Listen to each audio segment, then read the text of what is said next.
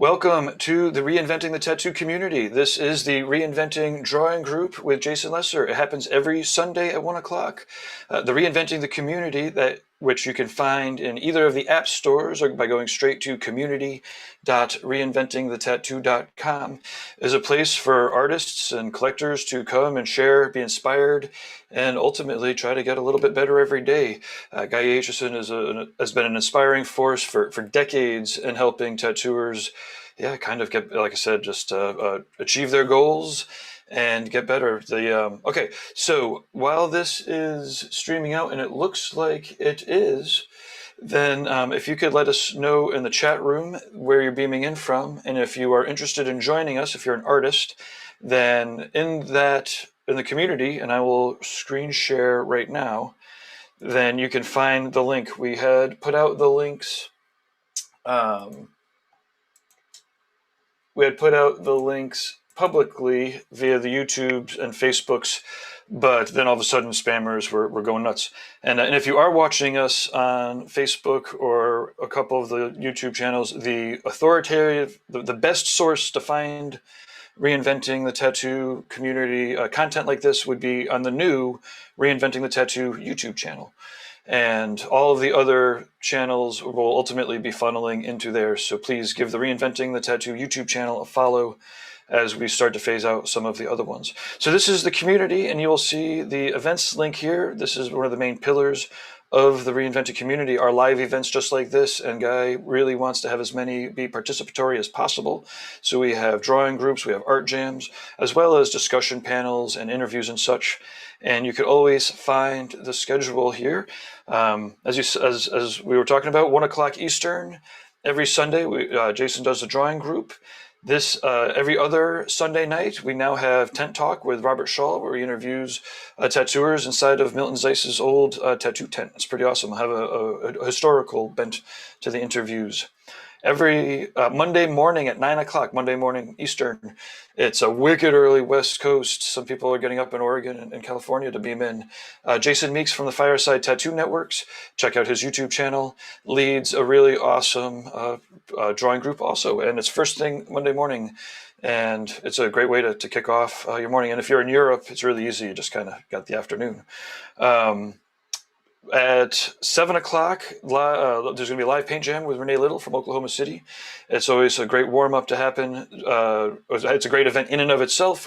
She gets to chat with different painters and whatnot in the early evening. But it's a perfect warm-up for the Reinventing the Tattoo subscriber exercises that are every Monday at 9 o'clock.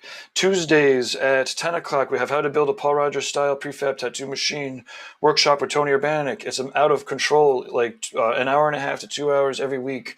Tony is hand filing alongside the students. He's got the ingredients list and all that, and it is never too late to get this series of webinars because you can watch all of the replays, and Tony is available to give you help no matter when you are watching this. Reinventingthetattoo.com/build a tattoo machine. It's $2.99 without parts. There's a package with parts. And again, it's 8 webinars. It's out of control, and they are still happening live, so it's not too late to catch some of the live ones. Every Thursday at noon is the Tattoo Collecting Podcast with Jordan Ruckus and Fawn Baker, where they interview amazing tattoo collectors. And wow, it's amazing. I keep saying this again and again, but every week when they send over the pictures of the collectors, it's a different style. They're all awesome. They're slamming pictures. And I believe one of the upcoming ones is going to be a bio collecting one. Anyways, there's so many amazing events. We have art jams that are happening in Italian the first Wednesday of the month. There is all sorts of amazing things going on. I'm going to show you how to get to the library because you may be watching this on a replay, and if you are, you could find a treasure trove of replays behind this library link and videos. And you will see that we have all sorts of replays from the Reinventing in-house series. This is an interview, Guy and Gunnar talking about art. We have Art Talk with Travis Louie and Guy. A couple tattoo machine panels and interviews. Guy interviewing Tommy Lee a couple months ago and Hana Mantra. It is so much fun. It is crazy. And again, we have all of the other shows. Let's Talk Tattoo with Mark Lascarbo. Point being is we have a tremendous amount of content that is being beamed out regularly, and we hope that you will join us. Real quick, this content is here thanks to our sponsors. Inkjet stencils, you can print out full back pieces in one stencil. It is out of control. Check out Andre Malcolm's YouTube channel videos. He's on the Reinventing community. He's got videos. But as you see here, the inkjet stencils setup is allowing them to print out full back pieces. And you can get a free set of stencils sample. If you check out the folder here, free inkjet stencils, you're going to mail your email, inkjetstencils@gmail with your digital artwork. And yes, definitely let them know that you checked it out. We've got a lot of tattoo shops that seem to actually dig it and they convert over. Also would like to welcome our new sponsor, Loose Screw Tattoo.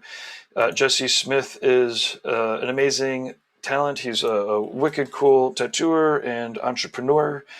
He's been on TV a couple times. He is not just a one-trick pony. But let me read off his help wanted. He is looking for resident tattooers, and he's got a busy shop. So if you bring a great attitude, a willingness to learn, and really a great attitude and awesome tattoos, then you can have a serious career here. Okay, let me read this off. Loose Screw is looking for an artist who is motivated, diverse, and capable of doing both color and black and gray tattoos. All supplies are covered: health, dental, paid vacation, 401k options. Perfect for someone who's looking to build a solid foundation as an artist. Other keywords to sprinkle throughout our busy shop: good attitude and eager to learn. Oh, I already think I did that.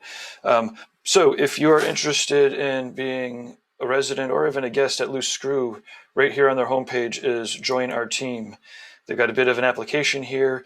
Let them know that Reinventing the Tattoo, that you found out about the opportunity and Reinventing the Tattoo, and they will have an idea that you have the right attitude already, and they'll know that you heard about us here. So it feels like this is working and beaming out. I think there's also some other people beaming in. So I'm going to pass it off to Jason Leeser, our host for each of these Sundays, and he'll let us know a little bit about himself. And then, I'll be in the background making sure nothing goes wrong. Awesome. Thanks, Gabe. Absolutely. Cheers. Yeah, thank you very much. So as some of you may know, if it's your first time tuning in, my name is Jason Leeser. I'm a tattoo artist outside of Philadelphia at the Inkwell Tattoo. It's located in Southampton, PA, right on Street Road if you're familiar with the area. If not, I don't expect you to know where that is. Welcome and thank you for joining us today. I just got done a webinar earlier with Russ Abbott, being hosted by Steph Bastian. Highly recommend you guys take a look at some of the other seminars going on. I'm just going to do a quick little plug here for this charity event that Steph's putting on. And let's see. Share screen. Let's do desktop one. Cool. So you guys should be seeing everything that I have up here. If you take a look, this is the Instagram page. You'll notice a whole bunch of different seminars going on with some really awesome guys like Adrian Dominic, Aaron Della Vendova. I mean, there's so many awesome. Joe Cap's doing one on airbrushing. There's a lot of really good stuff going on. Hannah Wolf's got one. Della Vico. This one was earlier today. It was really informative, really interesting. Nothing, no payment or anything like that goes through Steph. Everything goes straight to the World Food Bank, which helps feed people that might be struggling.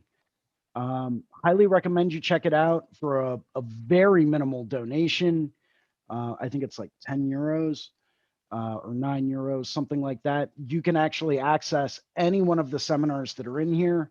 If anyone here likes to cook, they have some going on with different chefs. They have oil painting seminars and airbrushing and yoga for tattooers. Bill Canales is doing a dragon study. I'll probably be tuning in for that one. Japanese tattoo designs and watercolor. Tons of just absolutely awesome seminars, being led by some industry absolute like gurus in what they do.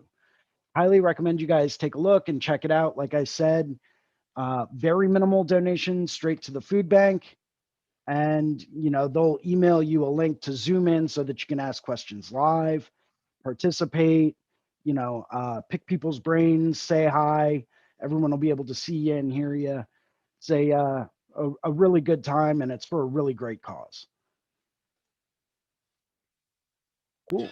Yeah, I love Um, everything that Steph Bastion's doing, and he's had some pretty amazing benefits at the London Tattoo Convention. oh So, yeah, but yeah, when you posted that over to me, I was like, "Oh, this is amazing!" Yeah, that lineup is out of control, and to have it all go to charity is such a great thing. That guy's awesome. absolutely, absolutely. Um, let's see. Cool. So yeah, I believe I still have it. I will do this. In there we go. Bruno, welcome, man. Welcome. How's it going? How's it going, man? It's Good going pretty morning, well, man. Gabe, Jason. Yeah. So I did Jason, read can it. you put it on gallery mode because it's flopping Yeah. around like crazy on the camera here. It's also showing me. Gallery. So if there's a way for you to hide non-video participants, there you go. That looks great. Yeah. Hide non-video participants. There we go. Oh, Bruno, that's coming along great, man. Thank you, man. Here, let me take Really this like out. what you did with that. Yeah, I'm gonna be working on the bird right now. Just when I like how much contrast there is, between everything in the back and the bird because of how much white there currently is right now Hmm. without any of the detailed shading. So I'm gonna try to keep it light, to just try to keep the same feel and keep the bird all the way in the front. Thinking about a little like drop shadow around here, maybe just to exaggerate the situation. Yeah, I like the one that you're working on too, man. It's coming out awesome. Yeah, I'm just trying to get a different composition in there. I wanted to switch up the bird. I think I mentioned that on Monday Night Strong Group. I always kind of saw like maybe a little hummingbird in there, obviously exaggerated in size. But then I started playing around with placement, and I wanted to have like the hummingbird eating out of, the big speaker of the gramophone. And I was looking at that and I was playing around with just placement, location, size, and I wasn't happy with the composition. And I mean, as we all know, if the composition's not right or if it seems unbalanced or weighted incorrectly, it's just not going Mm-hmm. to look right.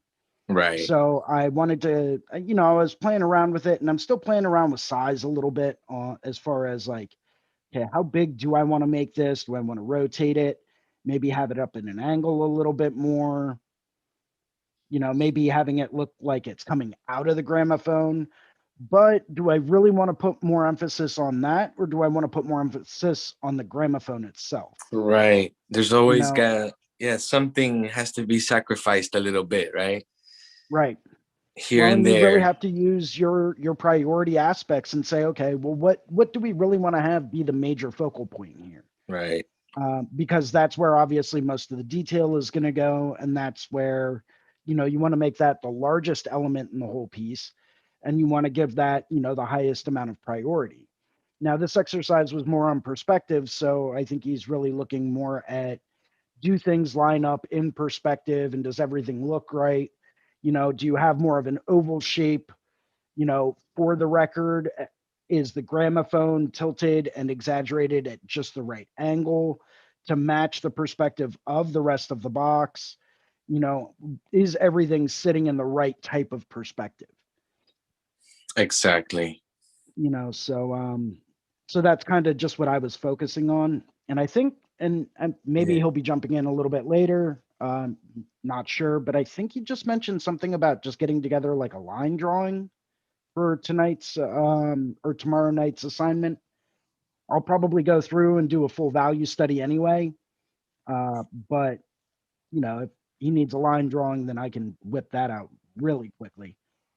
I'm really kind of interested to see what we're going to end up doing with the final project. Mm-hmm. It's got a lot of possibilities, and if it's anywhere near as difficult as the last one, it's going to be a challenge.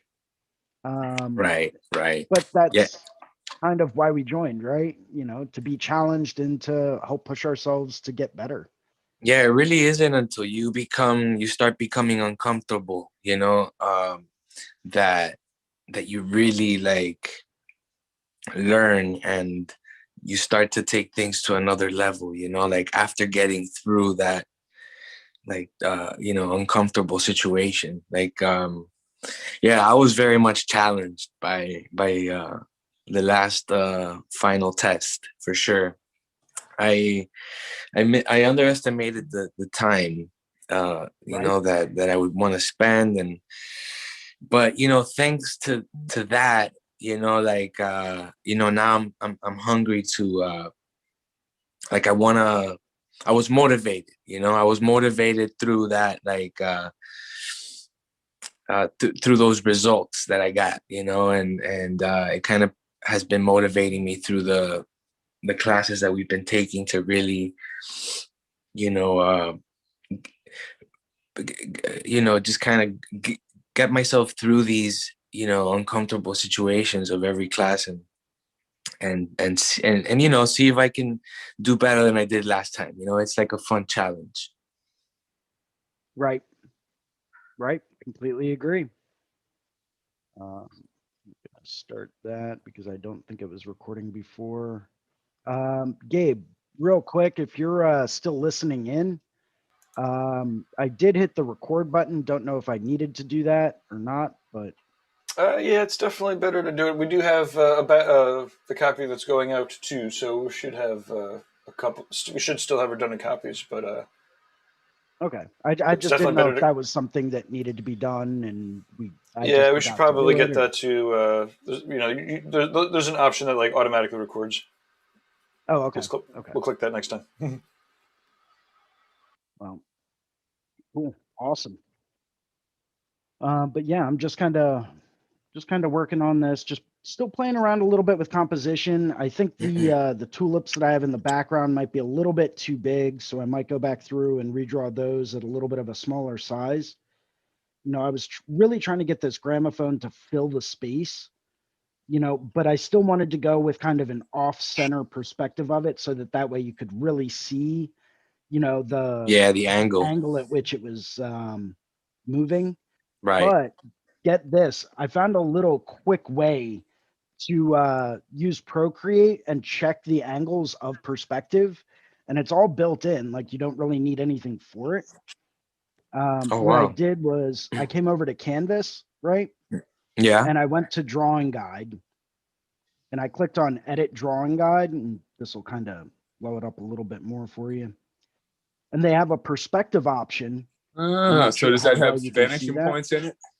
So what you would do is you tap to create your vanishing point wherever you want, and then you can set that as far back or as far off to the side as you would like. So if I tap it there, and let me see if I can get a little bit closer and a little bit more zoomed in. Don't Nice. know how well you guys can see Yeah. it. Maybe I'll make it a little bit darker so that you can see it. It creates these really great, very faint light, vanishing point lines. And if you drag this around, obviously the blue line is your horizon line. If you drag this around, you can use that to set the angle and the perspective Wow. of, whatever it is you're trying to draw. Now, the further off to the side you go, and it's kind of hard to see it with the amount of contrast that I have on here, but you'll notice these lines changing in their length and their angle to basically go through and say, okay, how far away do you want that horizon point, that vanishing Yeah. point to be? So you can set these lines up. And as you can see, like it's kind of going through and adjusting everything, based on where do I want that absolute 0 point vanishing point to be at. You can adjust that to say, okay, if this lower ledge of this gramophone, if I want that in line with this, well, maybe I need to go back through and kind of tweak this corner over here a little bit. If you Right. tap the screen again, it creates a second vanishing point. And let's do that one. Well, just for contrast purposes, you'll now see a 2-line grid for multi-point vanishing points, right?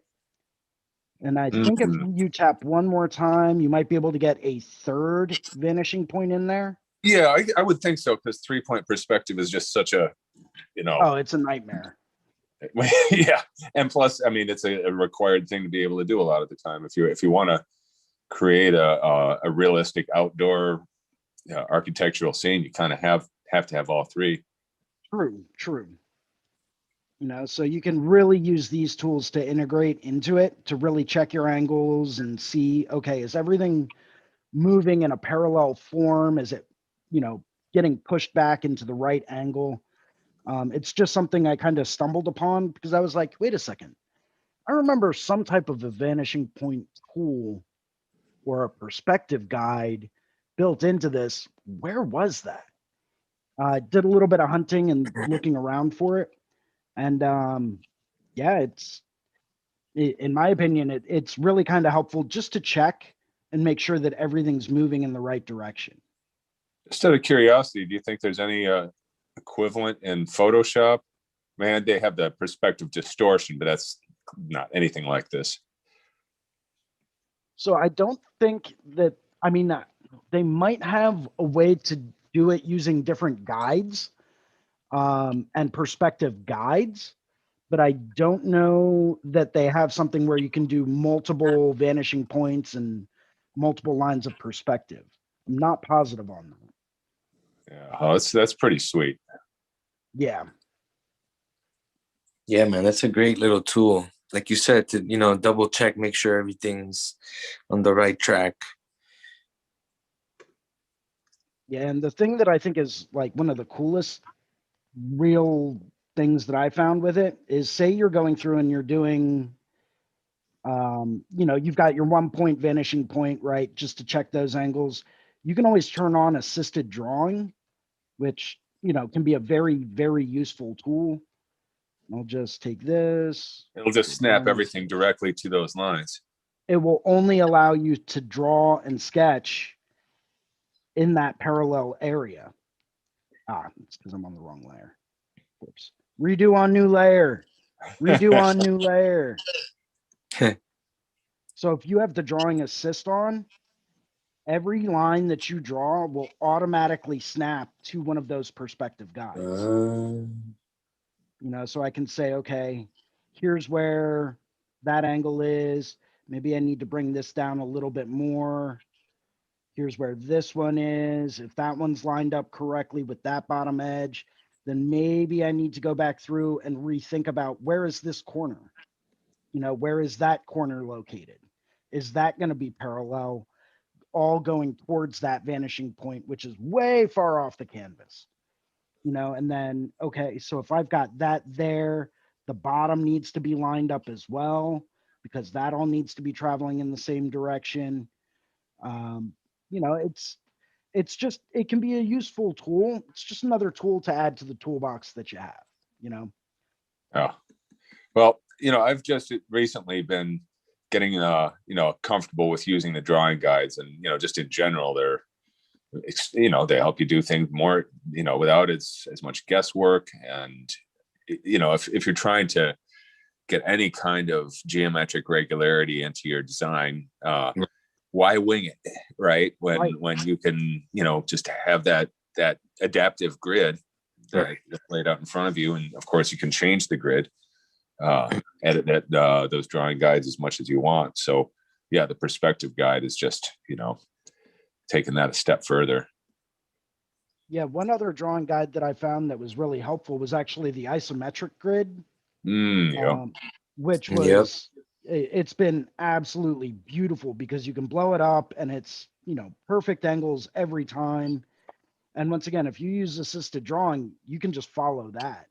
Takes a little bit of imagination to go through and say, okay, how do I want to draw this three-dimensional object? You know, what angles do I need to have in order to get it to be correct? But, you know, once again, it's an absolutely great tool to use.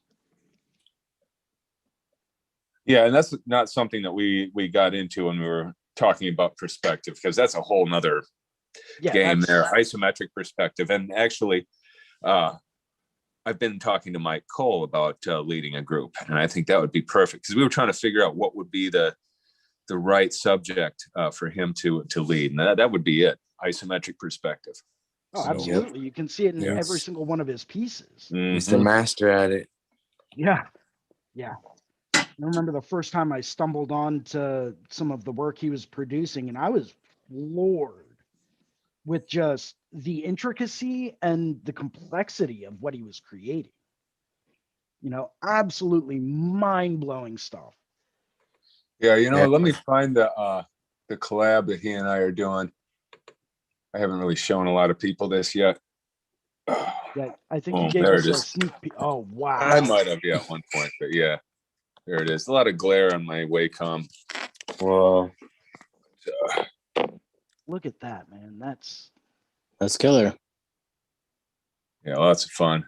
Yeah, the contrast is so dope. And, you know, even like the squishy organic stuff, I tried to think isometric when I was designing, right? Just so it would fit together with everything else. And it's just an interesting space to navigate around in, you know, because your farther away elements don't get any smaller necessarily, although we did fake it in a few places where we've got rings that get narrower as they go farther back, and other things that sort of give a sense of diminishing perspective, but in reality the math of it, you know, does not recede into the distance. People in my generation will remember a video game called Qbert, which was that was all done in isometric perspective, and it was a fun gimmick, you know. Zaxxon, that was another one.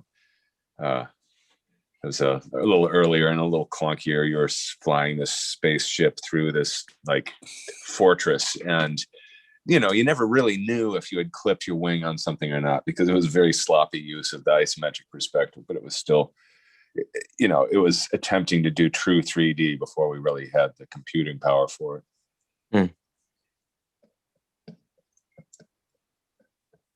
Yeah, it was kind of interesting being around and when they were figuring out gaming and did not have the kind of processing power or storage that they have now. And so when I was programming games, I had, you know, 16 or 32K per period. That was the whole, you know, operating range I had to work with. That had to fit my game, not just the code for the game, but you know, operating room for the game, whatever kind of variables it needed to store and able to, in order to be able to play. And then the operating system, which had to be wafer thin, you know, in order to even fit. So it was this act of extreme economy to do anything there. And so now it's just like, you've got all the room in the world. You can have 1,000 different explosion sequences that are all, you know, based on, you know, real videos of real explosions in high resolution, where, you know, back then it had to be something that could be packed down into you know, basically a gimmick. Everything had to be done with gimmicks because we didn't have the space to hold anything big. So yeah, the isometric perspective was a great depth gimmick. You know, it's funny too, because I always remember looking at the packages for those games and just being blown away. I was like, man, I can't wait to play this game. And you get to play it, and it's nothing like the package wrapper is. Right. It was always, I was always super bummed out, man. I was like, come on, dude. It would totally be like a whole airbrush painting of like, like Space Invaders would be these 3D things descending from space and perspective and everything. But that's what we had. Like, oh man, I know, dude. Tell me about it. I mean, don't get me wrong. There's some nostalgia to that every once in a while you bust it back out. You know what I mean? But yeah, that's cool. I didn't know that you did that. That's awesome. Yeah, if you search Guy Aitchison Galactic Gloop, you'll find a screenshot of one of my old 8-bit games. Nice, dude. You know, I just started. I don't know if you know about the book, that Ready Player One book. I have not. Yeah, Yeah, I just I've started not seen reading the the movie second either. one. Is that worth watching? The movie's okay. I mean, it's flashy. It's some, you know, Steven Spielberg kind of stuff. It's not too bad for what it is as far as that value, but nothing, of course, nothing like the book. The book's way better. Who's Way the more writer? involved. What's his name? Let me see. Hold on one second. Crap, I can't believe I forgot his name. Let's see. It's Ernest Cline. Yeah, I don't know if I'm familiar with him, but yeah, I'll have to check that out. Yeah. I like Yeah, the I mean, the thing about concepts and the questions it raises, though. I really do. I think the whole storyline really brings to light the, the question of where are we going with this? Are we Right. really trying to Yeah, absolutely. gamify reality to that extent? And Right. if so, how much are people going to become invested in that? Right. Yeah, they cover that quite a bit. I mean, it pretty much takes over the whole world. You know what I mean? Like everybody uses, it's almost like a Facebook thing, but a VR kind of version of it almost. You know what I mean? But way cooler than Facebook for sure. Right. Yeah, well, I mean, the whole thing, you know, if we keep going the direction we're going, the whole thing is designed around being as engaging and addictive as possible, right? Yep. Right now, Yep. it's just social media, but imagine if it were totally immersive like that. Yeah. It'd be hard to get away because our ordinary reality is just so blah, you know? And Mhm. people would love a place where they don't have to mask up and they can show themselves off and, in Mhm. every way possible, your avatar could be as outlandish and expressive as you wanted it to be. Yep. That's exactly what the Your what the tattoo story's all about. bodysuit could change every day. Right. In the flash of a second. So what's everybody working on today? Well, I'm still working on my exercise that I handed out last week, and I'm still like in the process of trying to narrow down what would be a good way to bring together all 6 of our depth lessons into one project, right? And Mhm. when we did that with the elements, it was a really steep challenge, and I mean, we were, by and large, everyone was into it. Nobody complained. It was just surprisingly hard, right? I don't know if I want to make it surprisingly hard, but I wouldn't mind making it. It needs to be at least a one level more challenging than the individual exercises have been. So yeah, that's kind of my job today, other than, it's daughter's 10th birthday. And so making pizza and all kinds of other stuff. So Awesome. beyond that, we've got to figure out that exercise. Very cool. Something that's challenging without being impossible. Looking forward to the challenge. Yeah. Right? We were discussing that a little bit earlier. I did have a question for you, though. You mentioned this during Monday night's drawing group. Were you looking for, a fully rendered, kind of version of this assignment for tomorrow night? Or were you looking for, I think you mentioned something about having just like a nice line drawing of it? The perspective thing, the line Yeah. drawing is the important part. Yeah, I'm doing a fully shaded drawing because I'm kind of tweaking my perspective as I'm, painting it. But yeah, line drawing only is just fine. Anything beyond that is, however you feel like taking it. Very cool. Let me go through and start working on that then. That was a good question, man, because I was kind of wondering the same thing. Like I started working on. I thought something had been mentioned about that, but I wasn't exactly positive. I mean, I usually tend to do a lot of value studies to begin with, just to build my forms and shapes. But Yeah. I should have been a little clearer about that, because I kind of said, yeah, either do that or that, and maybe I should have focused on everybody finishing a line drawing at bare minimum, having a clean line drawing as a separate layer. But I wouldn't want to have people show up and say, oh, nobody told me that. So maybe next time. Way to go, Teach.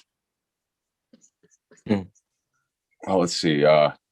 So we'll have our final project, and then I don't know if we should do some slightly more chill things for our next round, or if you guys like the idea of having these series that build up, because we'll definitely get into another one of those. One thing I'm excited about next month is David Heskin. He is a visionary artist who is actually a former tattoo artist, and he's going to be leading 2 workshops, and I think he's going to be showing us the mana prima technique that he's been using. And if you look at his profile, it's a pretty trippy look. His mana prima is done by putting a thin layer of diluted paint on the canvas and using your hands and rags and things like that to manipulate it. Ooh. David Heskin. But he'll be leading 2 paint workshops next month. He's also just his stuff is off the hook, and he's also just a really super good dude. I really like David a lot. So he may actually start tattooing again. He's been alluding to that. Took like a 15-year break. Hard to stay away. Certain artists going on, hiatus for a little while, but 15 years is a bit. Yeah. There are a couple people in the visionary art scene. Another one is Luke Brown, another former tattooer, and you can't necessarily see it in all of his paintings, but if you dig deep enough, you can see. There's some motifs that he picked up while tattooing for sure. But he's been just in full-time painting for a long time now, and so has sort of drifted away from the tattoo look. And then David is the kind of artist who is always studying new methods and new mediums, and going to different teachers and saying, okay, teach me how to chisel lettering into stone, and trying to just get as broad of a base as possible, where eventually he'll be bringing the lessons from each of these into the different mediums that he's working with. That's one of the coolest things ever, when you can kind of take some lessons from other mediums and apply it to the, nobody would have thought you could ever apply it to tattooing or painting, and vice versa, or charcoal drawing and stuff like that. I think that's one of the neatest concepts about approaching art, is that you get to kind of create your own way of doing it, Well, tattooing is especially great that way, because so much of what's happened in the last 10 or 15 years is this process of figuring out different ways to achieve every conceivable effect, right? You've got people that have specialized in, realism and other things. And so all these different effects are just getting to be so dazzling. It's kind of coming together, and Yeah. It's still improving. That's the thing. It's still improving. So I'll just sit back and watch, try to be part of it. Yep. As much as possible. Yep. Jump on or get left behind, man. Yeah. Yep.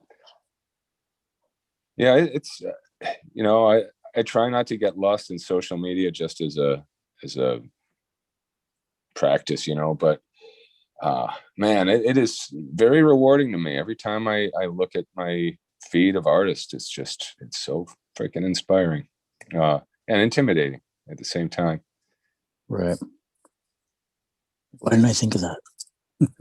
Yeah. Oh man, this guy's way too good. That's not fair. Yeah. He got It was cheat always- codes. Up, down, down, left, right. Yep.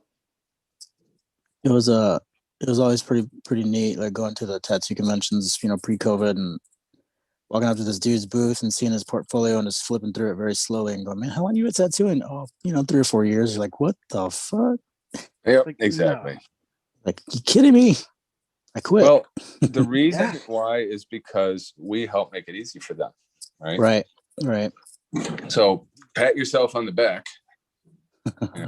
Every you. generation has had to clear up a lot of misunderstandings and learn new things and fight different fights. That's true, man. That's a positive way of looking at it. We may have a fight pretty soon about pigments. I don't know how Yeah. many following that. I've heard about that. Yeah, I've been Sure. thinking about that for the past couple of years. I've been hearing a lot about the larger companies kind of trying to get into it.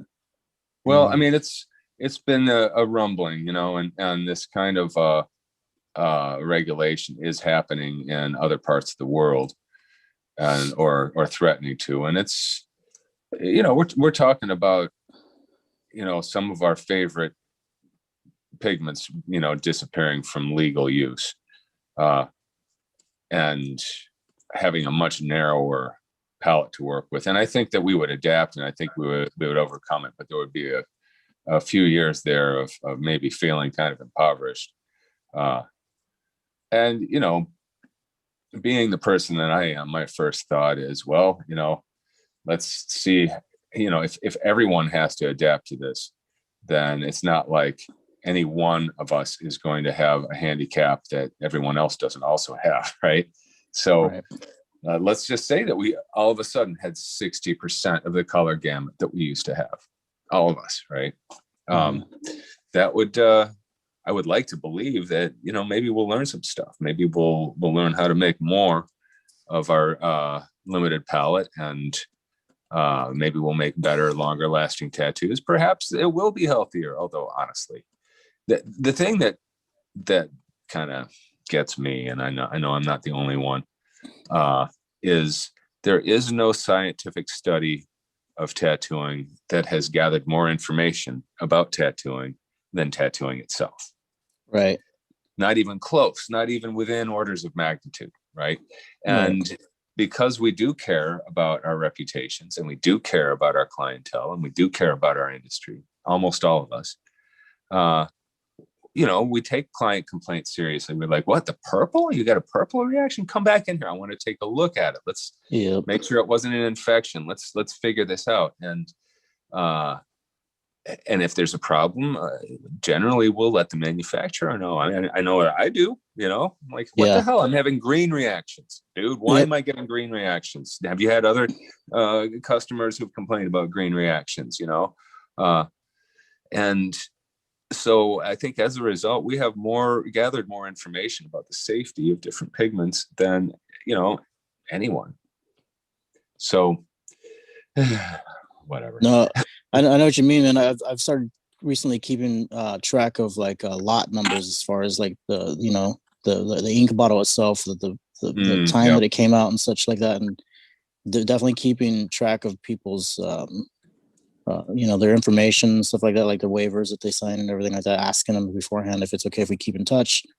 If there's anything new that I do use, like especially with new products, like a lot of the bandages and stuff like that are coming out now, you know what I mean? Like I always try to check those out, and I have a few clientele that they're willing to kind of get tattooed by me, and then we kind of run through the gambit of how did it work, you know what I mean? Can you keep track for me, like where you're at, what was the comfort level, was there any reactions and stuff like that? Like that's definitely something important that I think a lot of people kind of overlook, especially with how accessible a lot of this stuff is now too, you know what I mean?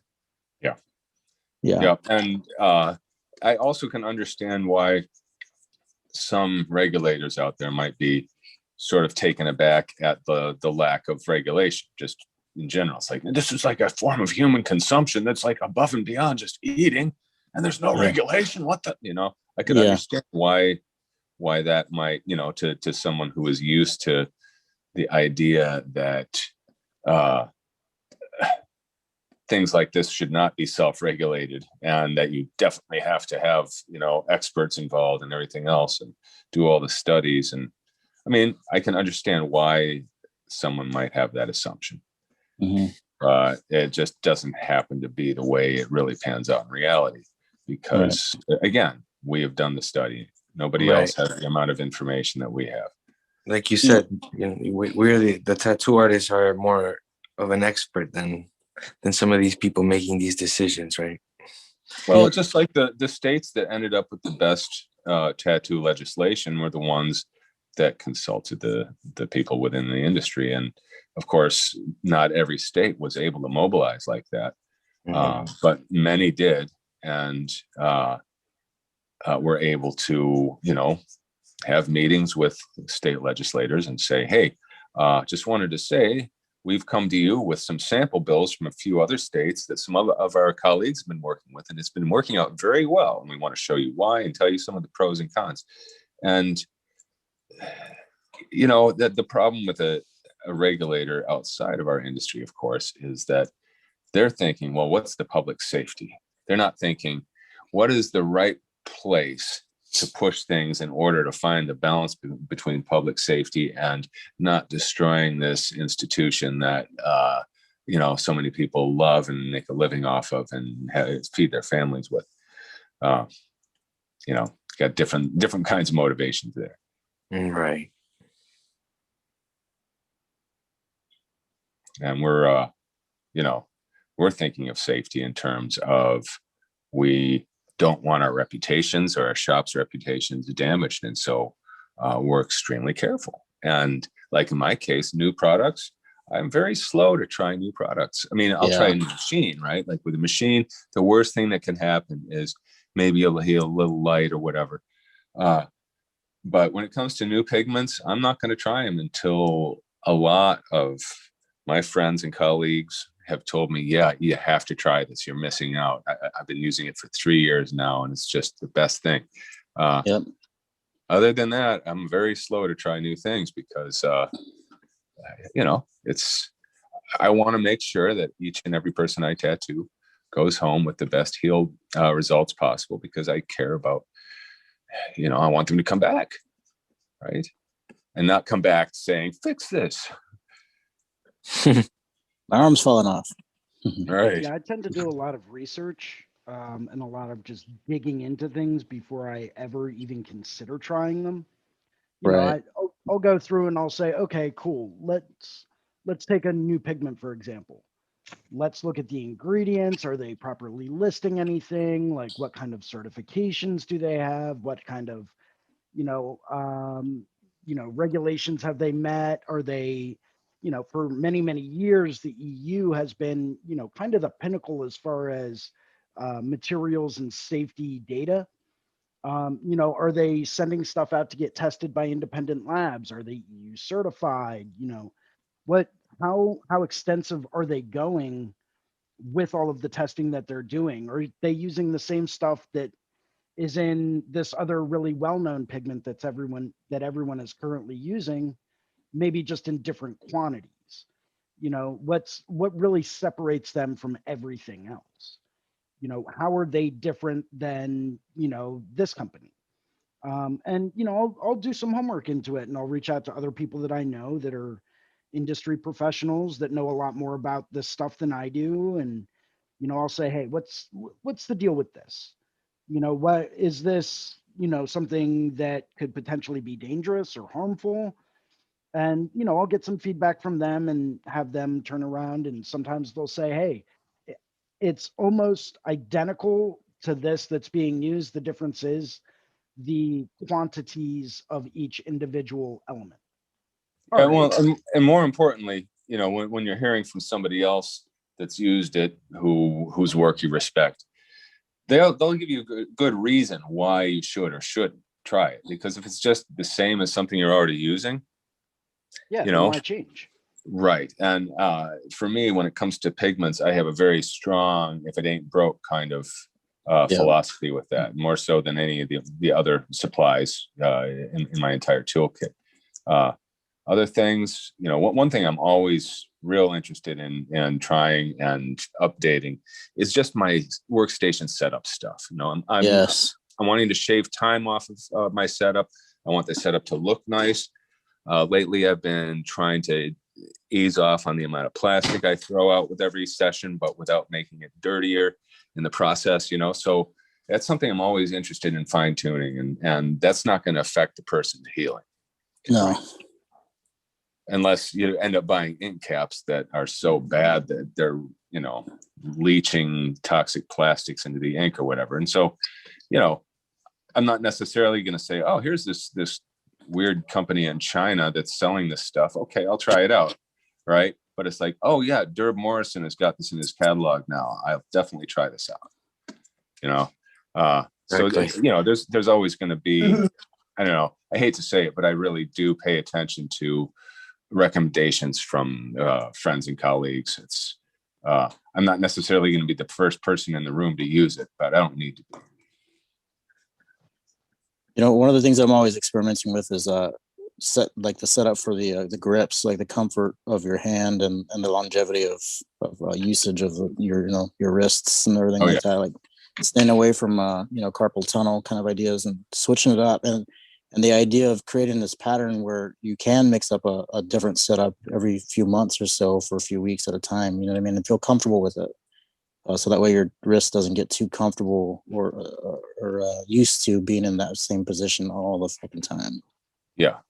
So, I think that is important, and that's one of the reasons why it's also not a bad idea to just occasionally rotate machines, even if you like the machine you're using. Right. That's a good way to do it too. I didn't think about that. I've gone back to an hour or two in a 6-hour session. I've been doing a little bit of lining with a coil machine again. It's as light as I can make it. It's still very different, but it's been fun, and it also, I think, makes my hands appreciate the rotaries a little bit more. Another, talking about changing things up, my friend John Clue was having very serious back problems, and his massage therapist, just based on the asymmetry of his back pain, said, why don't you try moving your workstation to the left? So instead of reaching to the right and crunching everything between your shoulder blade and your spine, you're reaching across to your left and extending it. And then if that does seem to help, keep it that way for a month and then switch it back, and then alternate every month or so. Move your workstation, and not necessarily wait for a month, but if your back starts to tell you, okay, I should be stretching, not compressing, then you roll it over to the other side. Of course, if your workstation is bolted to the wall, that might be tricky. Yeah, and that's what I was going to say too. Like with the advent of the batteries, the battery packs and everything like that, man, it's been pretty awesome to be able to just set up on a Mayo stand almost and kind of roll it around however you want to do it for that day, Yeah. And a lot of times I find myself kind of standing quite a bit now. Like I've raised the table up and set up a step stool for people to get up on the table. You know what I mean? I help them down and up and everything like that. But it's been pretty awesome to be able to stand and kind of like, tighten up your core muscles while you're working and stuff like that too. It's pretty beneficial.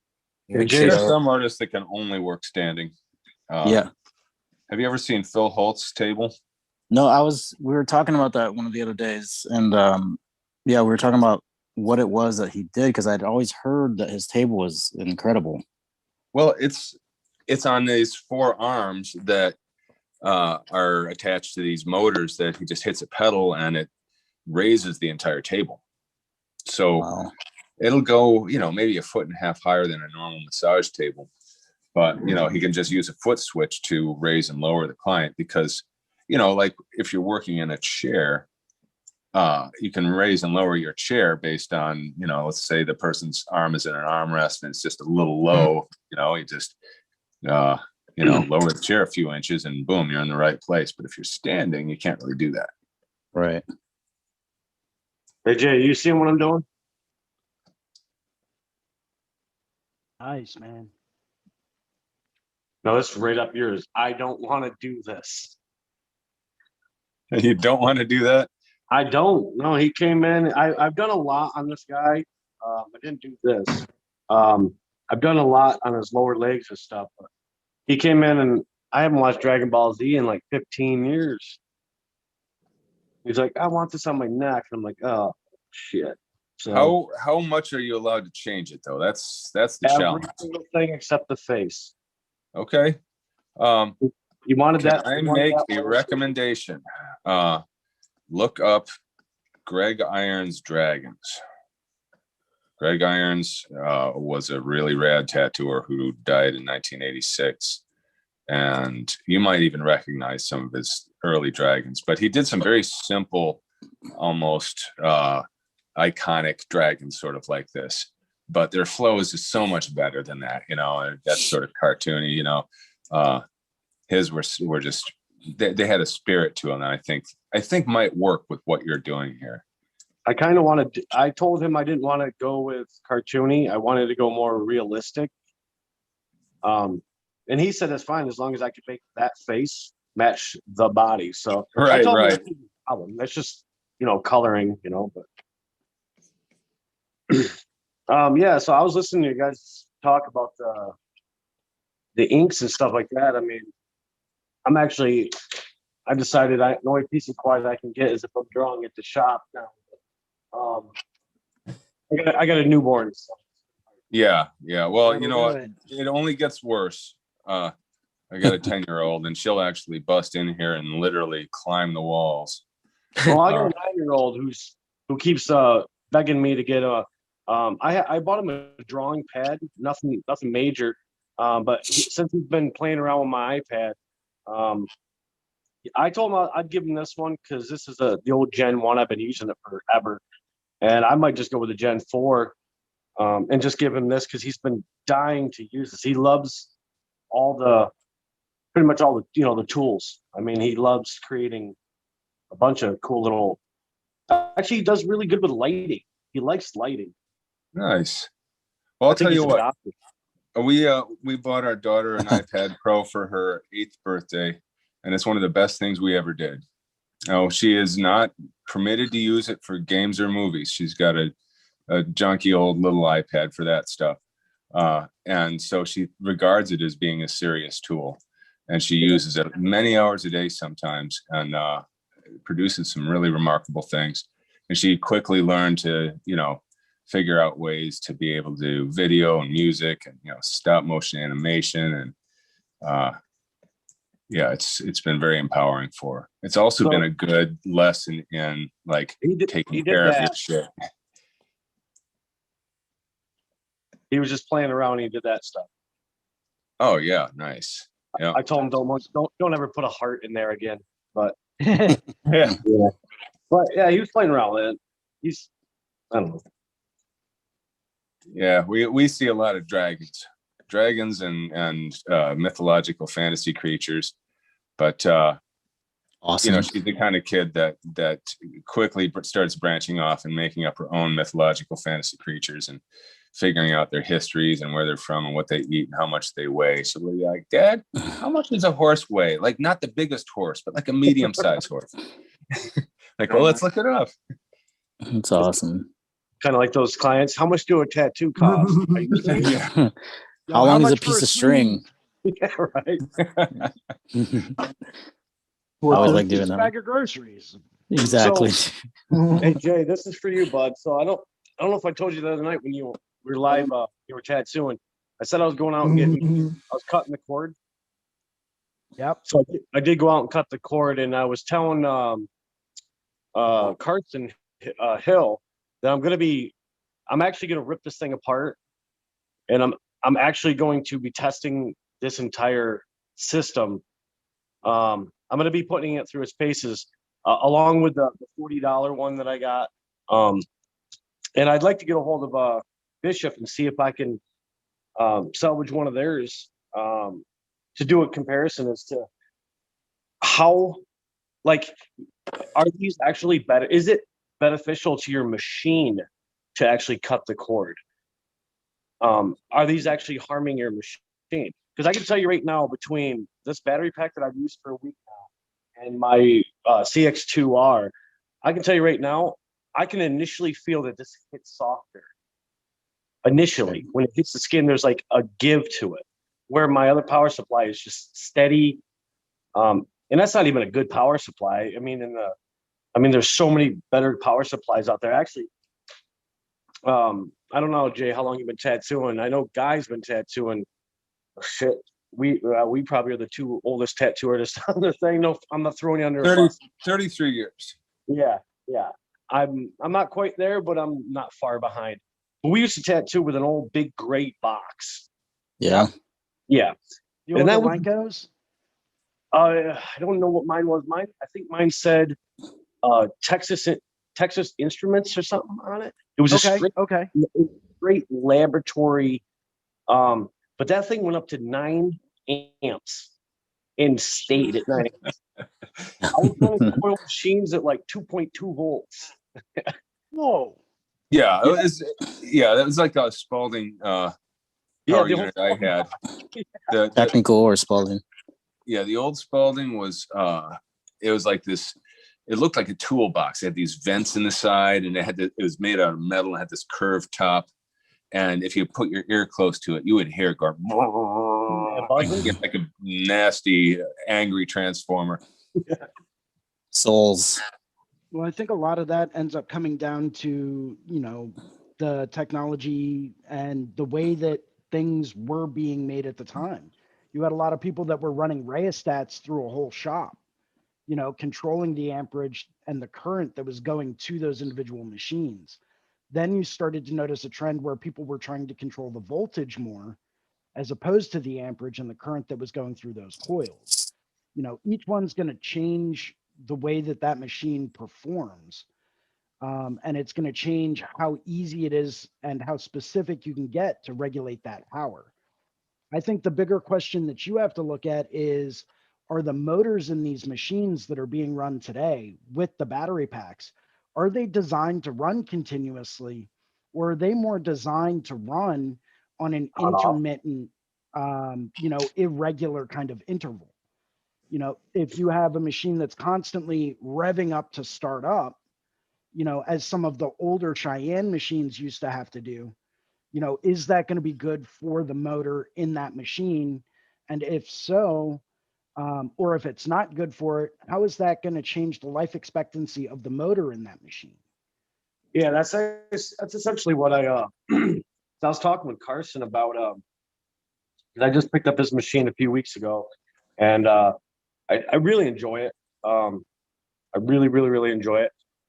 But I was telling him because I was trying to reach out with Critical to see if they'd send me out one, because I mean, no one wants to spend $500 just to destroy something. Right. That was kind of my sole intention, is to actually test these, just to see if they're sufficient. I mean, like, well, I'm not gonna like motor drop or anything, but like this engine right here, a lot of these is really, really the impedance on these motors are just, they take a lot to actually get them to, but these things are so consistent. And then if you grab like a, I'm gonna keep dropping machines, but like any other machine, they don't, like any FK, like a Maxon, because these don't run Maxon motors. Every machine is designed to run differently, like you were saying. I'm just wondering if these are going to, if they're actually given the right amperage, because yes, the volts are fine, but what is the rolling power of it when it's hits a harder part of skin and the motor needs a little more punch? Because I've actually done it on my old power supply where I sat with a multimeter and I live streamed hitting it over fake skin, and you actually could watch the like the amperage go up and down a little. The voltage will stay the same, but the amperage is drawing more off of the peak power. And that's when I found out that Critical sucks. I know they're probably going to watch it, but I really don't care. I mean, my CX2, which is supposedly runs at like peaks at like 2 point something, is steady at 1.4. That's the highest I can get it to go. Amps. So it's not even, at least maybe mine's defective. I don't know, but well, so what I noticed a few years back, because I was running one of the Criticals for a very long time. I think I had it for like 5 or 6 years before something started to go weird with it. What I started to notice, and I switched over back when I was using coils, I switched from cheap little $80 mobile power supply that I bought through a very very well-known, very reputable supplier. I knew what its limitations were. I knew what kind of a current output it could have, but it had a variable output current, so that as you were running a coil machine, it could draw more current through it without completely frying it, obviously. You could draw more current as it needed it to push, say, a bigger grouping that would offer you more resistance, etc. Well, I ended up picking up a single coil machine from a very well-known builder. Absolutely loved it, right? Ran great, with 1 or 2 little tweaks here or there. Something ended up happening where I think one of the wires to the capacitor broke.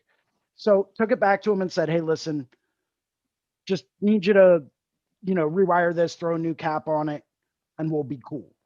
Well, they gave it back to me with, this ultra crazy huge capacitor, and went to the studio, plugged it into my inexpensive little reputable power supply, because it did work great, and it completely fried the power supply because it was pulling way too many amps.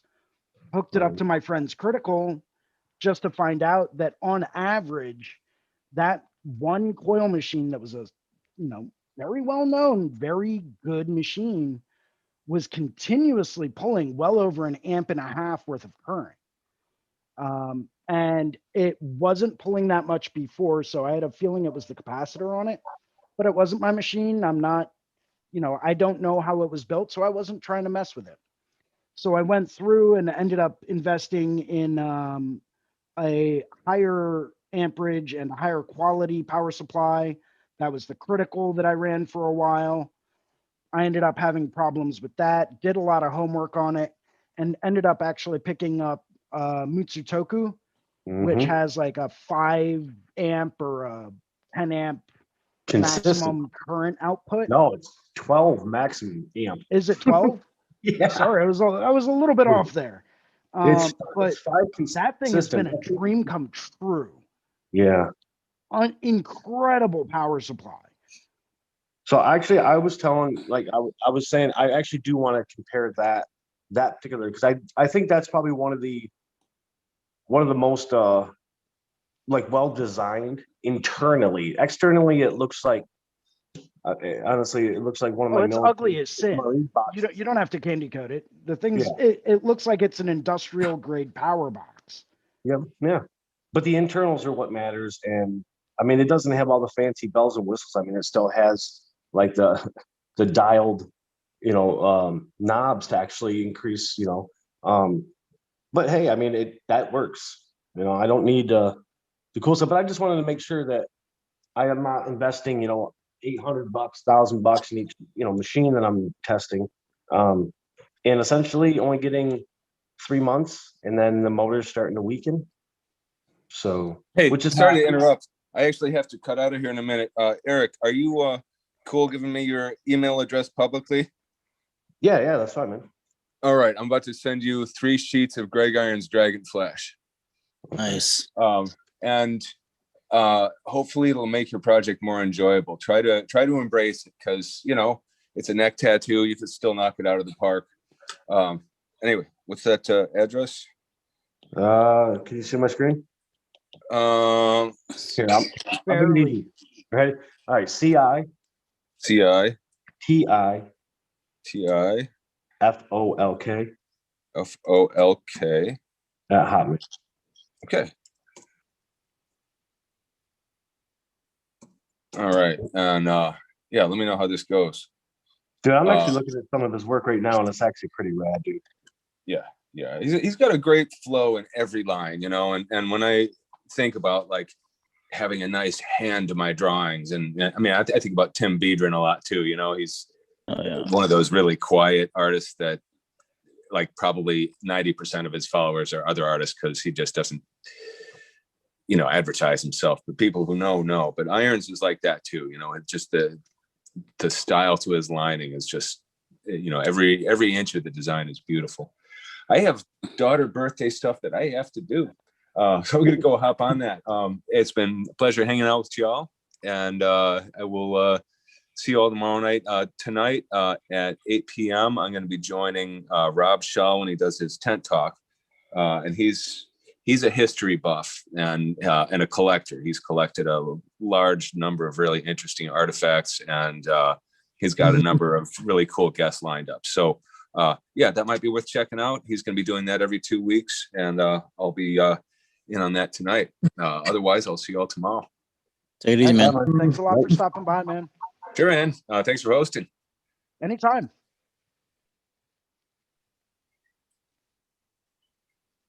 Very cool. Eric, I'm really interested to see what you come up with as far as, what those motors are rated at, and how that might affect performance. And, are they meant to be continually run, or are they meant to be, interspersed?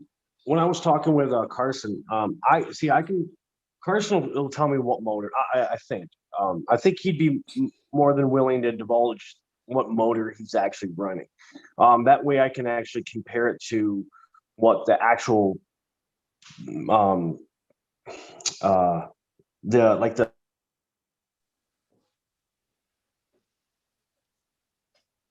Oh, I think we lost him. Yep. Skynet cut him off. Yeah. Nah, Carson cut him off. Yeah. Carson was like, nope, I ain't not giving you going no into that information. now. Yeah. Hell no. Eric, if you can still hear us, we lost you, man. We can't hear you. I know we lost your video, but yeah, if you're still there, maybe try rejoining.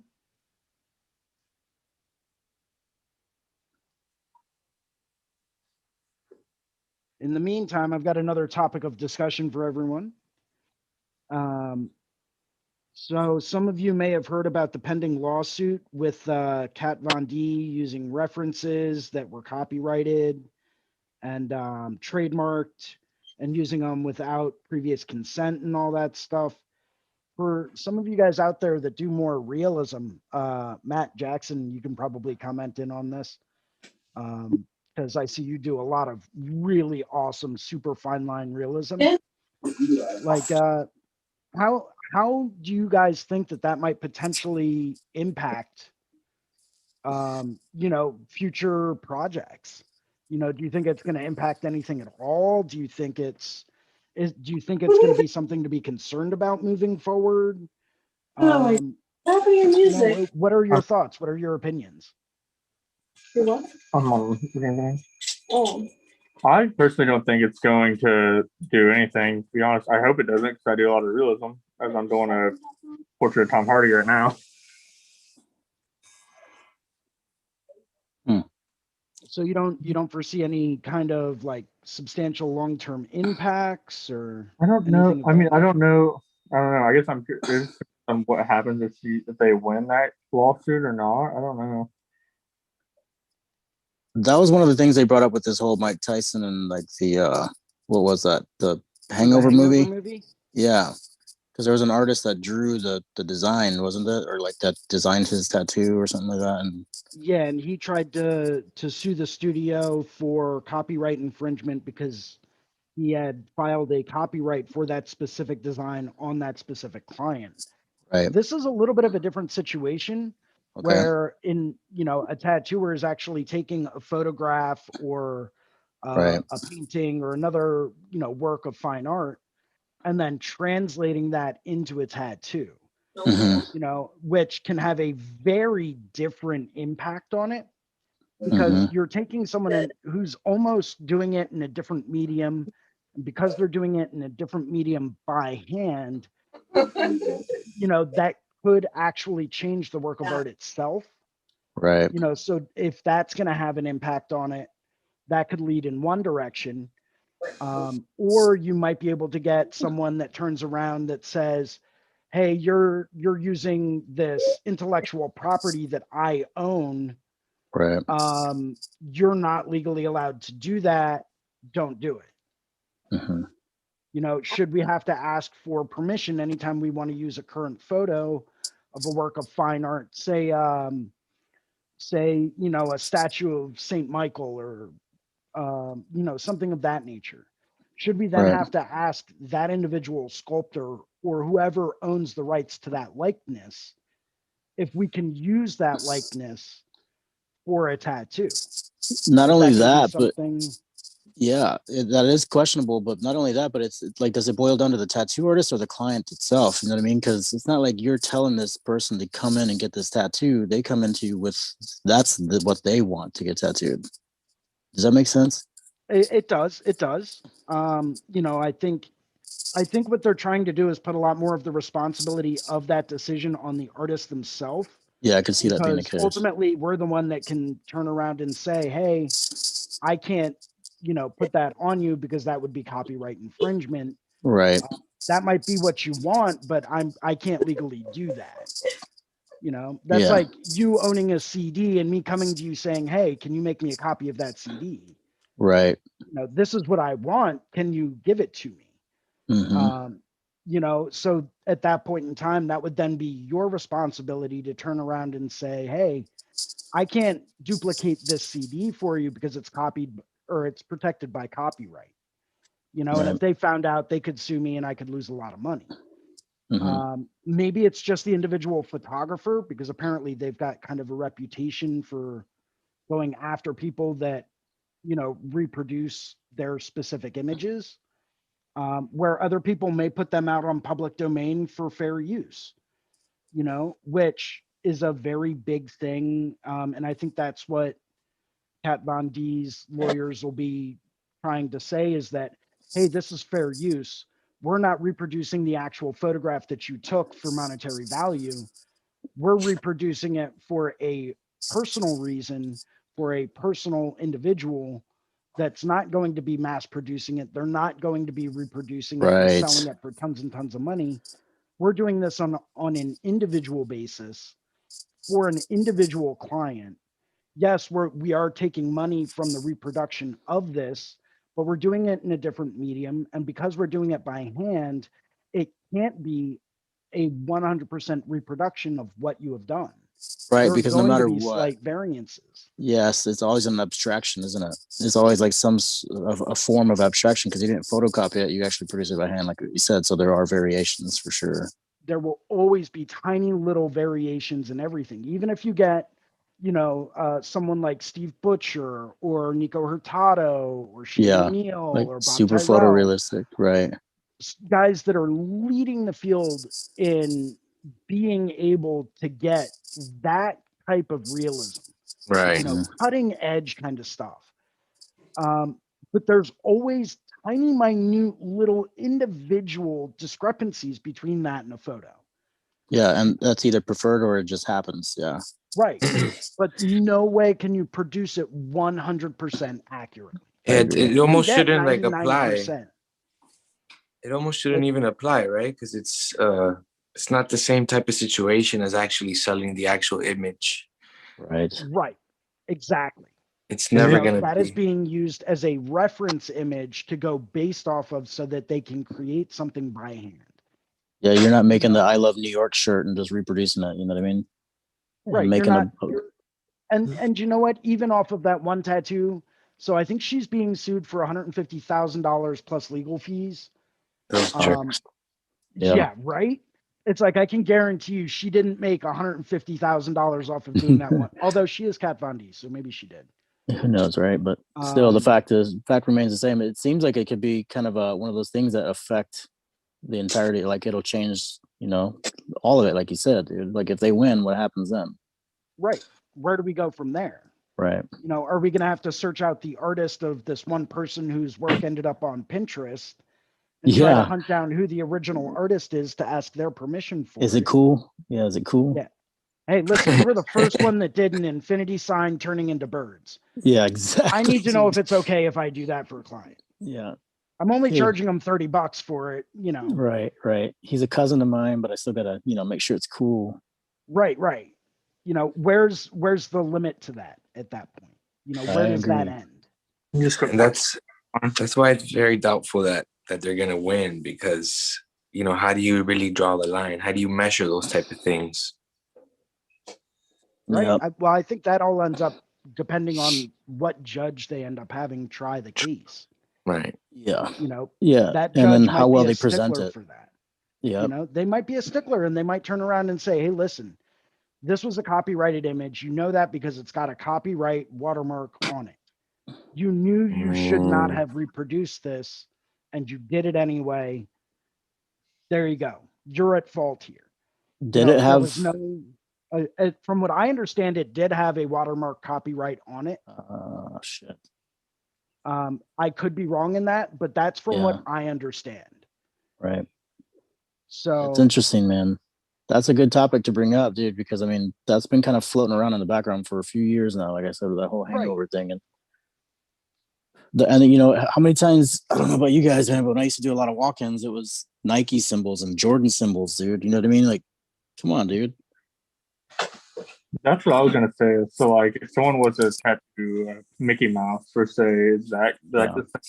the same problem? Right. Well, that's kind of why I wanted to bring this up, because it's like, where do we draw the line? Yes, Mickey Mm. Mouse is a copyrighted image, and they are a trademark of the Disney Corporation. However, the Disney Corporation owns half the world. Do they really need the amount of money that we're going to charge for a Mickey Mouse tattoo? I wondered if it'll end up being like some kind of yearly cost or some kind of monthly subscription, like you're allowed to do X amount of tattoos in this franchise or something like that. You know what I mean? If that's the case, yo, I'm calling dibs on all Disney tattoos right now. Yeah, I'm putting that exactly. out there. I've got dibs on it. No one else can do Disney tattoos. Unless we work at your shop. True, because I'll have Yeah. I'll have like a studio license, right? Yeah, exactly. Anyone yeah. that works with me can do Disney tattoos, right? But Yeah. no one else can. I'm there, man. You know, so it's, you know, that's kind of what I wanted to bring up. Like, where would we draw the line? Say you owned, you know, a really well-known photograph, or you created this super famous sculpture or painting that now everyone wants to get it done as a tattoo, Right. right? And you've made a little bit of money off of the sale of prints of it, but where would you be upset if someone took a photograph that you took, right? That you spent all of the time in getting just right, the right perfect lighting, the right setup, the right studio conditions, the whole nine, the right atmosphere, developing it by hand, really creating this one photograph to your ideal pinnacle of what this photograph needed to be. And then you decided to sell prints. You maybe sold 3 or 4 prints for, say, $150 a piece. Okay. Right. But now you have a tattooer that's turning around, that's doing that same photo as a tattoo, and they're making $4,000 off of it. You know, would you be upset with that? And if so, would you then decide to pursue legal action? I've always tried to stay out of the court system, man, as much as possible. But I mean, I Same could here, see, but you know what I mean? Like, I agree with you. Like, I don't know, dude, it's hard. I mean, there's so many different quotes you can kind of pull back on where they say that, you know, what are they, how does it go? When somebody, I can't remember exactly how it goes, but if somebody copies your work, it's one of the highest forms of flattery or something like that, you know? imitation is the most sincere form of flattery. There you go. That's it. Perfectly. You got it. And, you know, so there's that whole saying where you're like, well, you know, at least I helped create this feel that they're going for, this image, this exact image, you know. I don't know. It's hard to say. I guess it's preferential, a personal preference at that point, you know. Right. I mean, the way that I've always viewed it is that even if you were to do a corporate logo for someone, that's not mass production. You know, that's not going out there and slapping a Nike logo on a pair of, you know, blank shoes that you bought from somewhere and trying to sell those for a lot more money. Right. You know, you're not trying to do that on a mass produced corporate scale to earn a living off of the sale of that trademark or that copyright. Right. You know, you're doing that more for an individual personal, you know, reason. You know, whether I come in and ask you for a Nike logo, or if I ask you to reproduce, you know, this famous photo or this famous statue, or, you know, the Statue of Liberty, even, Yeah. you know, because that's technically a trademark. This United States flag. Exactly. That's a trademark. Yeah. There are international copyrights and trademarks out on the American flag. So does that mean that the United States government then could technically turn around and sue us every time we did an individual American flag tattoo? Right. You know, that's crazy. But then again, if they do that, could they turn around and say every person that sold a photo of an American flag, you also owe us money? You know, so where do we draw the line in that? You know, because I use photo reference a lot. Yeah. Like a lot. I mean, I think we all do at this point, right? Yeah. You know, and some of it's like, oh, that's cool, screenshot.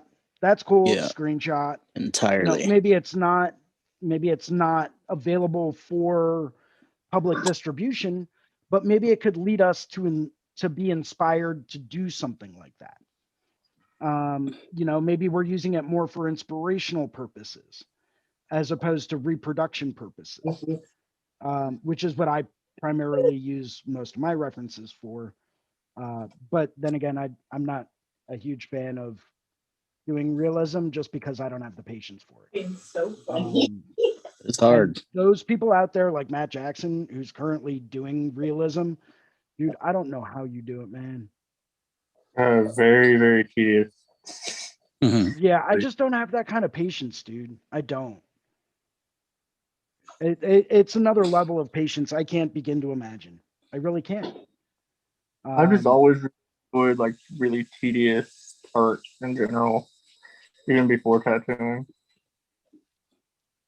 Keep your powder I don't dry. mind doing repetitive stuff. Like I'll do dragon scales and snake scales all day long. I have no problems with like that. To me is relaxing. But like the amount of focus that you have to have in the way that you view said image and then are able to reproduce specific tones and values, it's like it makes my mind hurt. Yeah, my brain hurts a lot after I'm done. Get tired. Yeah. Don't talk to me for about 30 minutes. Yeah. Well, I mean, that comes down to, you know, the whole concept of mental fatigue over physical fatigue. You know, you might have people out there that say, oh, well, I mean, you're sitting down, you're not really being super active all day long. You know, is that really that exhausting of an activity? And it's like, until you've been in our shoes and you've Right. had to put 100% concentration into something, then you have no idea what we go through. It's hard to imagine, you know, if you haven't done it, like Well, how exactly. exhausting it could be after many hours of tattooing. It's like a full workout, you know, but it's hard for the person that isn't in that position to visualize that, you know, because you don't Yes. even expect it, you know, like, Yeah. but yeah, it can be rough. Not to change the subject, you guys have any tips for helping a tattooer sit through a tattoo? Helping a tattooer sit through a tattoo? Yeah. Adderall. Like executing it? Because I've got tips on that. It's just surviving getting tattooed. He's struggling. Not having a good time. I mean, so You when gotta be I comfortable. personally get tattooed, I go into sensory deprivation. I turn around, I throw in my headphones. Yeah. I take a few Advil before I get started. That really helps take the edge off. And I'll throw on classical music that's very, very monotone, very relaxing, no lyrics, nothing like that. Almost think like if you do a YouTube search for like meditation music, you can find 4-hour long meditation songs, right? Throw in your headphones, crank that all the way up so you can't hear anything else. I'll cover my eyes or close my eyes and then just start focusing on your breathing and counting your breaths. And it'll put you into a meditative state, dude. It's nuts. Yeah. If I'm doing a tattoo and I'm trying to sit through doing one, audiobooks, man, all day Yeah. long, every day, I love audiobooks, dude. right? Yeah. It gives your mind something else to focus on while you're working, because we've all done enough tattoos that it's second nature. It's that muscle memory, right? Yeah. So we know that if we're going to do this line in this area, we know exactly how our hand needs to move. We know exactly, how much pressure to put on it. We don't even think. We know when to dip, like we know when to wipe. It becomes a subconscious routine. But our minds still need something to do and focus on. So I found that using audiobooks to help my mind relax while I'm working on a tattoo is a godsend. Yeah. When I get a chance, I'll put on a movie in the background that I've already seen and that I enjoy.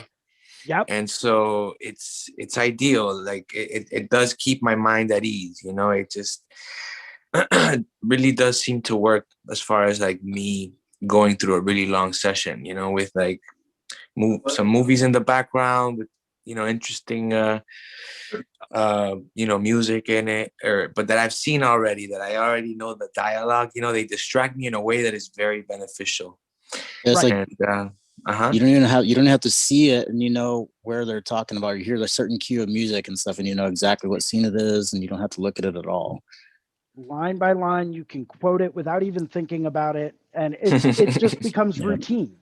Yeah, And it becomes something that relaxes you while you're working.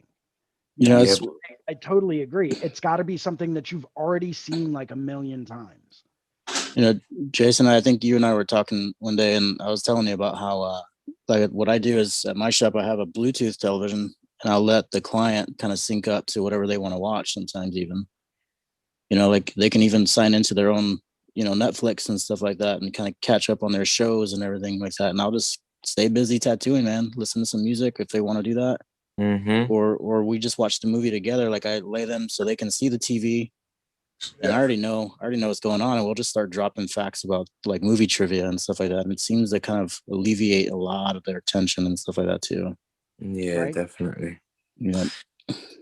As far as getting tattooed, oh yeah, go. I agree. I totally agree with the sensory deprivation style that you're talking about. It's just a sort of deactivation, right? I mean, it's not always doable. It depends on the position. But if you have a chance to be laying down, at least me, you know, I just kind of try to, basically my body's dead, you know, my body's gone. I just totally deactivate my body. And that seems to be the best situation for me to get tattooed. And it really has like helped me deal with tattoos a lot better along the way. Distractions, right? Distractions are always great, any type of distraction, but that deactivation of the body, you know, like if you get the chance, because you can't always, it depends on the position, but if you get the chance, it works so well.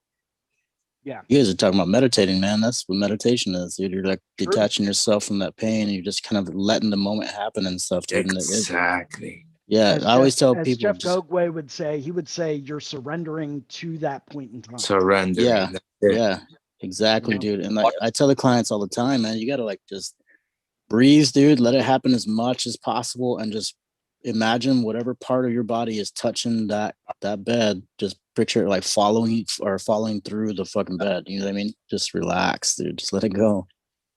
Yeah, just allow it to happen, you know, because sometimes, a lot of the time, they're fighting it the whole time, but they don't even know. Yep. And you know, and I like to remind them of that, you know, just allow it to happen. It's gonna hurt, but it's okay, you know, just let it be. And sometimes it works. Yeah. Sometimes you got to break out that bottle of chloroform. That usually helps. Yeah. Doesn't this smell like apricots? I think it smells like apricots. That's what the last one said. Oh. But yeah, any kind of distraction, anything that gets them on their zone, right? Whether it's the movie in the studio or their own, you know, you just kind of gotta like get a sense of where they want to take it, and you just let them go there and take it from there, right? Yeah, I'm actually gonna pop off here and turn on the Jeff Gogway Surrender for him, and he's not sick. It's helpful, man.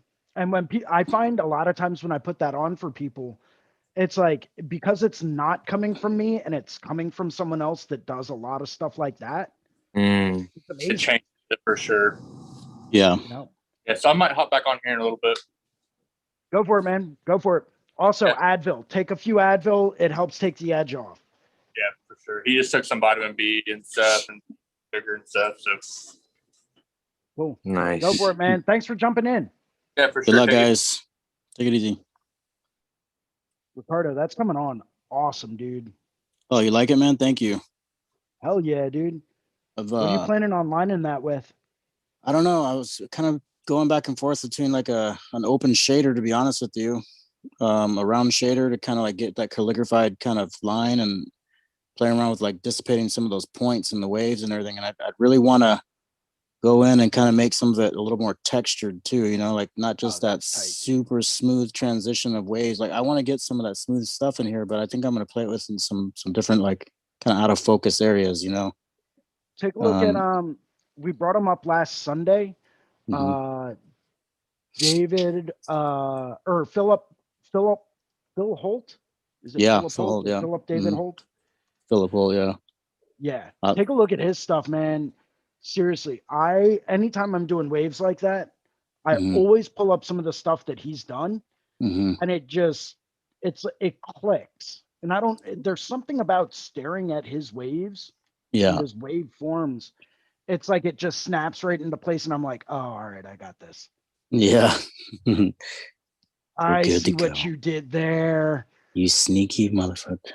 It's like, I know your secrets now. Yeah, no doubt, right? Yeah, so I think what I'm gonna do is I'm definitely gonna check his stuff out, and then the other thing I'm gonna do as well is like in some of these, the ended area down here at the bottom, I'm definitely gonna do that shading that comes in those isobar kind of shapes. You know what I mean? Right. So that's a clean edge and a contour of that hip area, pretty nice, and kind of curve around the stomach and everything. I'm really looking forward to that, and I think where normally you would have those isobars falling through the whole place, what I want to do is make this a little bit lighter that goes up and over the shoulder. So I'm going to kind of frame out the end of it with some cherry blossoms. They'll be a little bit bigger in proportion compared to what the tree should be as far as like the tree and the flower proportions. But I think it'll be cool to play with some of that 2D kind of establishment where there's like some background and foreground kind of area. So the ones more towards the edge that make that undefined rounded area for the shoulder, I think will be like the darker ones. And then the lighter ones will be up more towards the front and the center. So That's gonna be tight, dude. yeah, Sick, thank man. you. Yeah, I'm going to be starting this outline probably Wednesday. I gave her a rough concept the other day and she's like really into it, man. And she is excited about just letting me go for it. So I'm Dude, you fucking, should live stream it. I think I might, dude. I think I'll ask her and see how she feels about it. And maybe we'll put a little bit of it up there for sure. Cause I know I'll get the stencil and stuff set up and kind of go from there, man. So it might be a little while till we get started tattooing, but yeah, I'll definitely see what she says about it. That's gonna be sick, dude. Thank you. One little hack that I've picked up over the years is if you're going through and you're using a round shader, you can build up each line, right? But for some of those lines, from what I can see, they look a bit thick, like super, super thick. Yeah.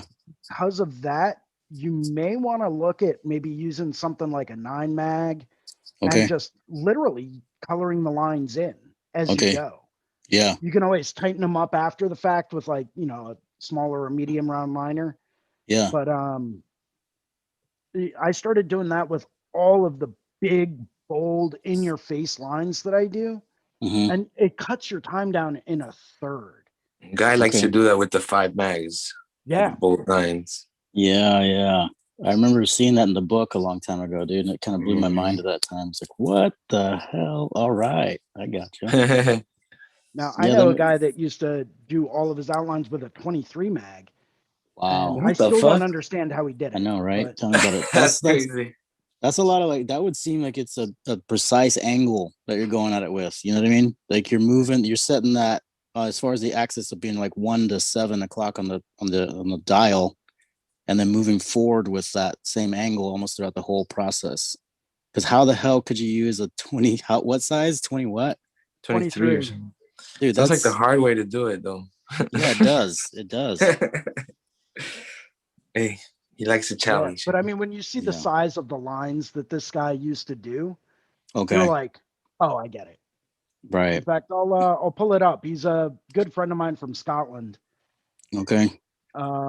His name is Mikkel Ostberg. And I'll share. Nice. There was a dude back, I think in the early 2000s, late 90s. He was doing a lot of Cubist stuff, like big Cubist stuff. I can't remember his name. Oh man, but I could see how that like Bugs would be. Was it Bugs? Yeah, dude, I think it was Bugs. Yeah, his stuff is dope. He's still around, man. He's still doing something.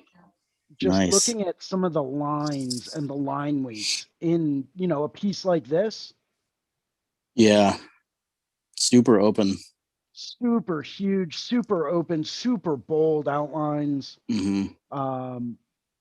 you know, but calligraphizing every Yeah. single line in it. And I remember watching him outline this at the Puerto Rico show, hmm and I was blown away. I think it took him like 3 or 4 hours to Wow. outline the whole thing. And Damn, that's crazy. I was like, wait, what? How long did that take you? But And, just and with a mag too, huh? for some of it, yeah. Wow. I'm Yeah, not that sure what style's size mag he used, but some of it's just insane. yeah, dude, that's crazy looking. Yeah, that style, that's like concrete right there, man. That's not going anywhere. No, that is big and bold as hell. Yeah. Mhm. Yeah, I like the readability of Yeah, super. You can see that thing from like the moon, dude. it. Yep. Yeah, seriously. I could, you know what? I'm pretty sure I could see that if they were standing at the beach in Scotland. I Yeah, could probably see that from Philadelphia. they're exactly. You're like around the world and I can see that thing. Right? That's crazy. Yeah, but and those lines are crisp. Yeah, super crisp. It's nuts. Yeah. He's Yeah. just got a formula of how he does it that I can't contemplate. I can't comprehend it. You Yeah. know? But yeah, I mean, maybe that's a little trick you can Okay. add in. Yeah, thanks, man. I appreciate that because I'm always looking out for some pointers and stuff like that. And let's give it a go, man. See what you think. So killer. That rules. Yeah, it's pretty cool. She has another little tattoo, but I did this one on her back a long time ago. This little Barbie doll, about 3 or 4 years ago, I think. And she has gone through some pretty crazy stuff over 2020. So now she's like, let's just do it. Let's just do it. I've always been intrigued by the idea of larger tattoos and bigger portions of my body covered, but now it's like that point where let's just go for it, man. I'm like, yes, let's go. I'm ready. Dude, that's awesome, man. Hell Thank yeah, you. that's exciting. Yeah, dude, I'm gonna have a lot of fun with it, man. She's a pretty cool person too, so it's gonna be nice to kind of sit and talk about, just letting some people just communicate with you about their experiences and stuff is a great way to kind of get through some of that as well. Like what you're talking about, trying to get through some of that pain. You know what I mean? Mm-hmm. So yeah, I'd love to get together with you two, and maybe one day, like, I know I've got a buddy of mine up here. I might be able to kidnap him for a week or two. But I'd okay. love to actually get together with like both of you guys one day and maybe work on like one big massive collaborative tattoo. Oh man, Well, that'd be awesome. yeah, man. I think that would just be unbelievable. I don't know. That would be amazing. Come in. Come in. I mean, Yep. my one friend Mark, he's a pretty big dude. He's been talking about getting a nice big old back piece, like big full like butt cheek and all back piece for a long time. Awesome. And he doesn't have anything there right now, so it's like, all right, well, I mean, we'll figure it out. The problem is he's I think he's part Sasquatch. So a lot like, of hair is I gonna go don't back into know. it. Yeah. Yeah, I don't know if we would ever actually see the tattoo once it was done. Oh Yeah. Yeah, it's like he's wearing a fur sweater all year long. Man, dude, I feel sorry for that guy. Yeah. That's crazy. So, I mean, we'll see what happens, but I'll talk to him. I'll see if he's down for taking a road trip and getting tattooed, and who knows? Maybe I'll pop by and say hi to you guys one day. Yeah, man. Respective Anytime, man. locations. Be like, hey, you guys do those tattoos? Yeah. I seen you online. Yeah. How much are you guys' sideways eights? Yeah. Yeah, I want like an 8, but like on its side, right? Exactly. Turning exactly. into birds. Yeah. I've never done that before. Let's go for it, man. Maybe we Really could do a unique idea. collab on that. Just a big sideways 8. Let's do it, dude. That's the one. Yeah. It's crazy. I've seen this tattoo done before, but I've never seen it by 3 dudes that did it blindfolded. So crazy. One-handed too. Yeah, no doubt. I thought he was right-handed. Nope, not today. Yep. No, today's tattoo challenge, we all have to wear an eye patch, and we can only tattoo with our non-dominant hand. There you go. I like it. Let's roll with it.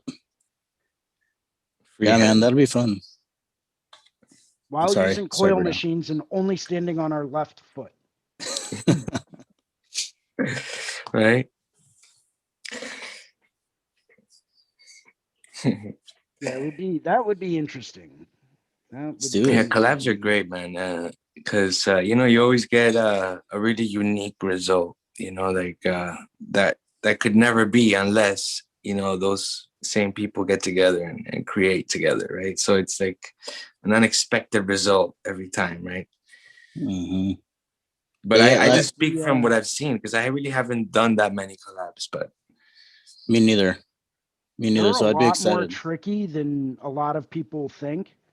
Um, Especially when you start to factor in like the size of the tattoo that you're doing and then what location people are working on. I did a collaborative peony hip tattoo on another tattooer based out of Jersey who was friends with my friend Karen. They used to work together. Long story short, she really liked this peony tattoo that I had drawn up, and we were working at the Baltimore show. She's like, "Yeah, I'd love to get that done," and I'm like, "Sweet, want to do it as a hip tattoo?" And she's like, "Yeah, when?" I'm like, "I don't know, maybe Sunday." She's like, "All right, I'm in." Cool. Nice. So my friend Karen and I sat down, and I kind of yelled at Karen, and I said, "Hey, what are you doing? You're not even set up. Like, aren't you helping me tattoo this on her?" And she's like, "Wait, what?" Nice, dude. I mean, and I'm like, "Yeah, go grab your stuff. Like, I'm not tattooing this alone." It's Not a gonna take. very large tattoo, maybe half the size of an iPad, right? Yeah. Not Hmm. very big.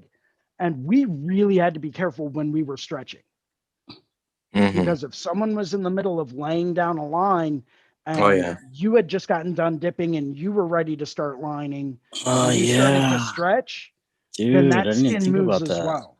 yeah. Even if it's a Okay. big tattoo, man. Like I did a collab Yep. on a back on someone's back one time, and yeah, the when doing those lines, you know, when things really need to be still, like and like the wiping needs to be in synchronicity because Yeah. for sure that's Yeah. definitely an issue when doing lines mainly. Yeah, Okay. I I mean, if didn't it's even think shading, about that. it's whatever. You know, it'll be quick either way, and you know, Yeah, there could shading always be a doesn't have to be strategy to quite go as about the precise. lines too. Yeah, you know, like usually when I've seen them done, and it's two people working on one person's back, you'll have one person start at the bottom in one area, and the other person start at the top in the other side. That way, as they're working through, you know, they're not really going to be super close to each other the whole time, so it allows for a little bit more flexibility. Um, you know, so I've seen that work really, really well over time. Mm-hmm. But you know, based on the size of the tattoo, like you should never go something. You should. To me, it's just really difficult to do a collaborative tattoo smaller than the size of a dinner plate. It's very difficult to do that. Mm-hmm. Yeah, it's you're better off if it's at least that size for sure. Everybody benefits Yeah. from that. Maybe I could find a couple people that would be into that too, man. I know I have a lot of clients that are pretty adventurous and they're like, yeah, dude, let's just do some fun shit. You know what I mean? So, I mean, I'm sure I could find somebody for us. Like if we get together and we, you know, we've all figured out some time that works for everybody, I'm down.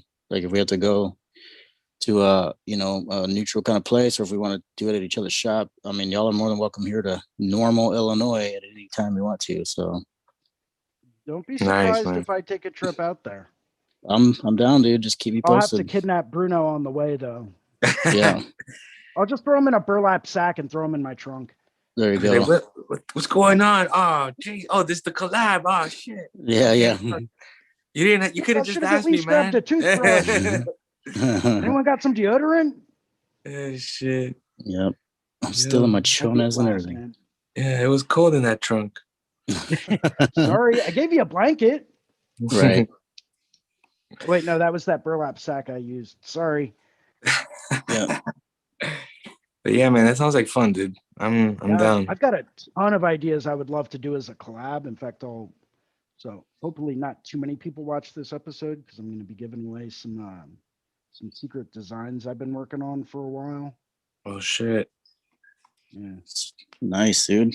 So if anyone's watching, turn away, close your eyes. So like Nice. this is a back piece concept that I came up for like a female bodysuit, Yeah. right? Damn. Yeah. You know, obviously killer. it's, you know, just kind of like Photoshop together right now. I'd go through, do some rough sketching, or I'd send it out to you guys and we'd all add our own little flair to it. Pick a section, you know, do you want upper half, lower half, you know, middle portion, you know, kind of figure out what to do from there. That's one Yeah. concept that I had just like rolling around in my head. Different tigers. No one better steal this design, but this is That's my red killer. crested crane with like some Art Nouveau swirls and stuff. So Yeah. that would be pretty cool and fun to do. Let me ask you something, man. Yeah. First, those designs are amazing, man. Like Yeah. badass. Like, dude, I Oh, love thank you. the scale of those elements and Mm. talk about readability, right? And the fit and everything, dope. And like, as far as like going about, you know, getting clients to you know, having clients find out that you know you would love to do pieces like this, that you have some designs that are ready. How will you go about, you know, kind of sharing that? You know, there's always that risk, right? Like that, you know, someone could see it and be like, oh shit, let me just use this design and steal it, right? No. Oh, so I keep going, Mhm. keep going. I'll jump in once Uh-huh. once you No, finish I up. mean But that's I pretty much it, right? That's always in the back of your mind, like, fuck, I'm gonna post this and then somebody's gonna take it. And so Right. you try to make sure that, you know, you put like your stamp on it or whatever, but it's almost inevitable, you know, if somebody's gonna want to do it, they're gonna do it. But just curious, as far as like, do you maybe like, you know, post it on like your story and let people know that you would love to do something like that? Or nope, uh-huh, absolutely not. Most of the uh-huh, stuff that I have that I've been sitting on for a while, that I've been uh-huh, waiting for like the right clients to like even pitch the idea to, uh-huh. nothing like that ever gets posted online ever. Mm-hmm. Just because people, you're right, people will steal it. I've had people buy my prints and said, thanks, man, this is going to make for a really great back piece. And I'm like, wait, what? Yeah. It's like, you've got to be kidding me. Like you just bought a print and now you're going to go and get it tattooed by someone else. Yeah. Really? Yeah. All right, whatever. But I mean, hey, Okay. I can't, they were in a different country. I can't exactly stop them from doing that. But what I did start doing, and I found this out a long time ago, and I've noticed a lot of other artists doing it, even though primarily we work on digital media, we work with Procreate or whatever drawing programs we're using, and it is all digital. What I've personally found is that to get people to get bigger tattoos, more elaborate tattoos, more unique designs that we really want to do, buy a cork board, print it out, tape it together, you know, in color or black and gray, doesn't matter. They're going to tell you if they want color or black and gray or not. And seriously, just pin them up as ideas. Have full back piece Yeah. layouts just like pinned up, you know, maybe 2 pieces of paper wide and like 3 or 4 tall tops. You know, you don't want them to be full to scale. And then just, you know, put a piece of paper up there that says, hey, you know, concepts I would really like to do. You know, what do you think? Are you interested in getting a large scale tattoo? Are you not? Does it scare you? Like Mm-hmm. Mm-hmm. what's your idea? If people that are your regular clients that come in and see that, they're going to be blown away and they're going to say, hey, that's absolutely incredible. You know, I had never thought about getting something that big, but you know, I absolutely am in love with that. You know, maybe I do want to get a large scale tattoo. You know, I was talking to my friend in Malaysia about the same thing. He's like, dude, how do I really start to push myself to do bigger stuff?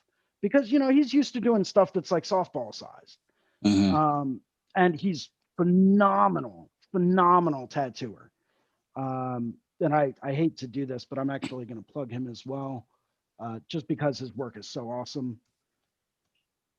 I mean, it's always good to get, you know, different tattoo artists, you know, to be able to look at and stuff like that. So thanks for the sharing, dude. Hey, no problem, man. So as I said, he's out of I think it's Kuala Lumpur. Yeah. So you guys should be seeing him. Clement Zio. is his Instagram handle. Cool. And he does a lot of like super clean, neo-traditional Japanese inspired work. And he does a lot of like, realism and semi-realism. Definitely has a lot more of like a neo-traditional kind of feel to it. Yeah. But he diversifies a lot. Mhm. That snake is crazy. Right? Like Yeah, the every snake in time that rig. I'm like, cool, what can I do with a snake? I'm like, let me pull up his stuff and see what I can see. Yeah. What shapes is he using? What kind of a flow is he using? And I was talking to him about, a lot of stuff you see is small, medium sized.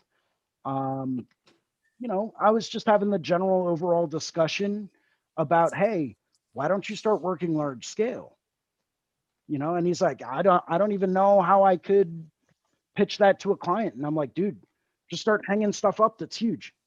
Mhm. People will see it and get it. Within 2 weeks, he had 2 different people book full back piece tattoos with him. Nice. Just from printing out and hanging stuff up that was at a bigger scale. If you draw it, they will get it. They Might will take a little come. while, but they will. Right. So I've been using that philosophy for years, and it works time after time after time. Right. Even if It it's makes stuff like sense. sleeves or individual small little like half sleeve designs. And I'm saying small, but we all know half sleeve isn't usually that small. Oh man, I thought that only took like a few hours, dude. What are you talking about? Well, I mean, on Ink Master it does. Right.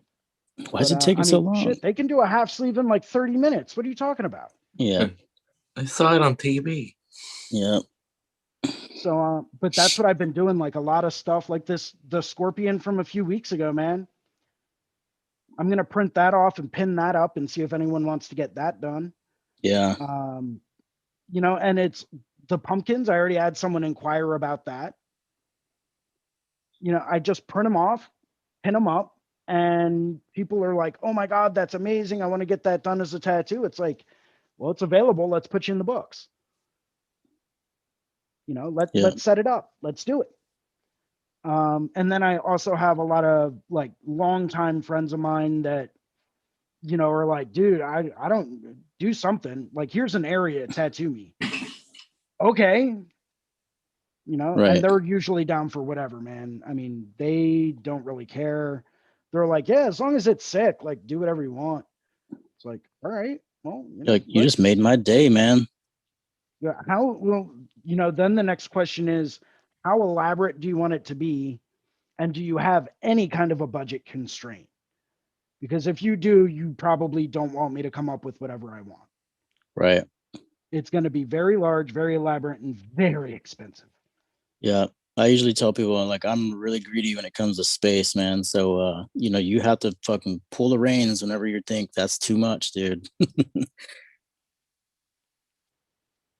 I gotcha. That's cool the way that you do it though. I mean, it makes sense to like kind of it's the same thing for, it's the reason that you get a lot of people coming in with pictures from Pinterest and Instagram and like off Google and everything like that. They bring in the tattoo because they've seen it and they're very interested in that style or that image or that depiction of the image. You know what I mean? So it makes sense to have it in your studio for them, and you've created it yourself and you want to do it. So they get the idea that, oh, that can be done? Really? Killer.